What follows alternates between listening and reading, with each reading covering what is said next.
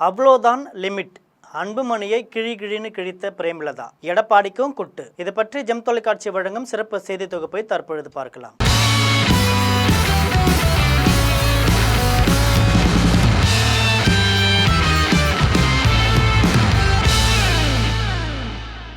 தமிழ்நாடு சட்டமன்ற தேர்தல் அறிவிப்பு வெளியாகிவிட்டது.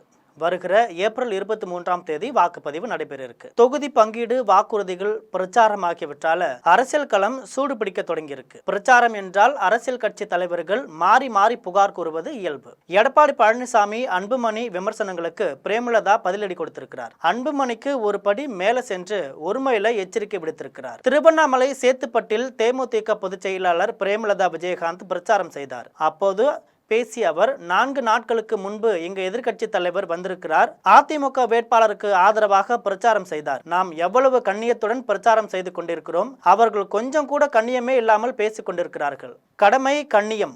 நீயும் உன் வேட்பாளரும் வென்றால் என்ன செய்வாய் என்பதை சொல்லு.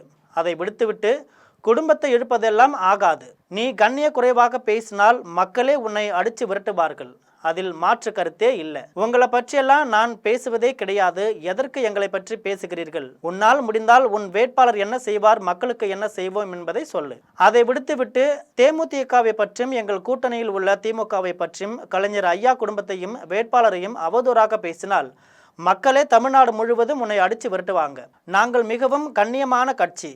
அண்ணா சொன்னதை போல கடமை கண்ணியம் கட்டுப்பாடுடன் செயல்பட்டு கொண்டிருக்கிறோம். கண்ணியமாகத்தான் பேசுவோம், புரிஞ்சுக்கோங்க. தேவையில்லாதது பேசக்கூடாது. கேப்டன் ராணுவ கட்டுப்பாட்டுடன் வழிகாட்டியிருக்கிறார். தேவையில்லாமல் பேசும் வேலை வேண்டாம். குடும்பத்தை பற்றி திட்டுவதற்காக தேர்தல் நடக்கிறது. உன்னால் முடிந்தால் மக்களுக்கு வந்து நல்லது பண்ணு. எடப்பாடி பழனிசாமியும் அன்புமணியும் தரம் தாழ்ந்து விமர்சிக்கிறாங்க. தேமுதிக ஐசியூவில் இருப்பதாக எடப்பாடி பழனிசாமி கூறியிருக்கிறார். தேவையில்லாத வார்த்தைகள் பேசக்கூடாது. இறுதி எச்சரிக்கை. டெல்லியில திரும்ப கூட பார்க்க முடியாத அளவுக்கு லஞ்சம் ஊழல் வழக்கு உள்ளது. நீ அடுத்த கட்சியை பேசலாமா?